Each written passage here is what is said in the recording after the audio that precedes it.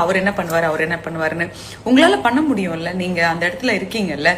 இந்த மாதிரி விஷயங்களுக்கு துணை போகாம இதை நீங்க கொஞ்சம் அப்போஸ் பண்ணலாம்ல. அதுதானே ஒரு இடத்துக்கு போனதுக்கு அப்புறம் நமக்கு கிடைக்கிற ஒரு சின்ன சின்ன பவர் அப்படின்றது அதானே. அது உங்களால செய்ய முடியும்ல. எவ்வளோ பணம் வாங்கினாலும் அது ஒரு நியாயமான முறையில இருக்கணும் இல்லையா?